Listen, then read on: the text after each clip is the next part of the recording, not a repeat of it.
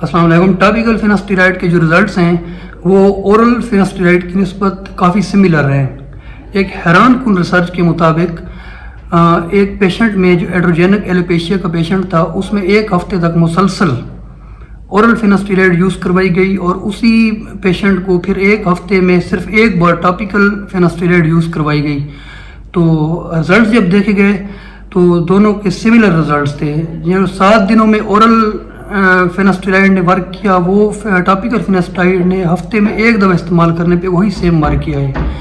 تو دنیا میں 50% لوگ اینڈروجینک ایلوپیشیا کا شکار ہیں اور 50 سال کی عمر تک گنجے ہو چکے ہیں. تو اس کا جو وید حل ہے وہ DHT بلاکر میڈیسن ہے, چاہے وہ فیناسٹیرائڈ ہو گئی, ڈیوٹاسٹیرائڈ ہو گئی, اور ان دونوں کے ٹاپیکل بھی آج کل دنیا بھر میں یوز ہو رہے ہیں. تو آج ہم بات کر رہے ہیں ٹاپیکل فیناسٹیرائڈ کے بارے میں. ٹاپیکل فیناسٹیرائڈ بہت زیادہ افیکٹو ہے مین میں DHT کو سٹاپ کرنے کے لیے. ٹیسٹوسٹیرون جو ہارمون ہے وہ بریک ہو جاتے ہیں DHT میں, اور DHT کی زیادتی کی وجہ سے وہ انسان کے سر پہ اسکالپ میں جو ہیئر روٹس ہوتی ہیں یا ہیئر فالیکلز ہوتی ہیں وہاں پہ ان کو شرنک کر دیتے ہیں اور ان کو فال آؤٹ کرا دیتے ہیں, ان کو گرا دیتے ہیں, جس کی وجہ سے آہستہ آہستہ بال جھڑنا شروع ہو جاتے ہیں اور ایک عمر تک پہنچنے تک بالکل ہی کمپلیٹلی انسان گنجا ہو چکا ہوتا ہے. تو ٹاپیکل جو فیناسٹیرائڈ ہے یہ آپ کے جو DHT کے ہارمون کا لیول ہے اس کو ٹیسٹوسٹیرون جو کنورٹ ہوتا ہے ایک DHT میں اس کو یہ 67 سے لے کے 72% تک سٹاپ کرتی ہے. جبکہ اس کے مد مقابل جو فیناسٹیرائڈ اورل فیناسٹیرائڈ تھی جو PTA کی طرف سے ایک اپرووڈ پلز ہے وہ کافی افیکٹو تھی. وہ تقریباً 62% تک جو DHT ہے اس کو سٹاپ کرتی تھی اور آپ کے جو ہیئر فالیکلز تھے ان کو شرنک ہونے سے بچاتی تھی اور وہاں پہ نیوٹریشن اور بلڈ کی سرکولیشن ہے وہ زیادہ تیز ہو جاتی, جس کی وجہ سے ری گروتھ دیکھنے کو ملا ہے.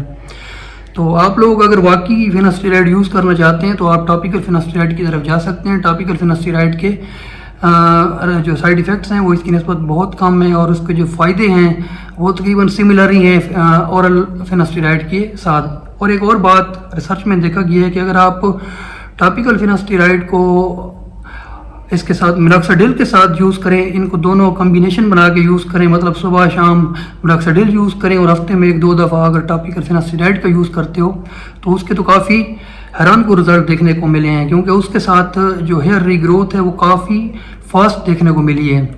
تو اگر آپ اپنے واقعی ٹرانسپلانٹ کی طرف نہیں جانا چاہتے اور اپنے ارلی جو ہیئر ہیں, لیکن جو مین چیز ہے آپ کو یہ سب میڈیسن ٹاپیکل فیناسٹیرائڈ ارلی ایج میں استعمال کرنا پڑے گی.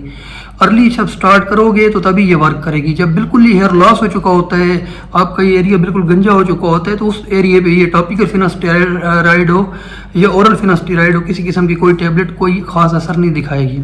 تو بہتر ہے کہ آپ کو فردر اگر ہیئر لاس سے بچنا ہے اور اس کو اسی جگہ پہ سٹاپ کرنا ہے تو آپ کو ارلی ایج میں ٹاپیکل فیناسٹیرائڈ کی طرف سے رجوع کرنا پڑے گا. لیکن فی الحال ابھی تک ٹاپیکل فیناسٹیرائڈ جو ہے FDA کی طرف سے اپروو میڈیسن نہیں ہے, لیکن تقریباً کچھ عرصے میں یہ اپروو ہو جائے گی FDA کی طرف سے میل میں ہیئر پارٹنر بالنس کے لیے. Thank you for watching. Allah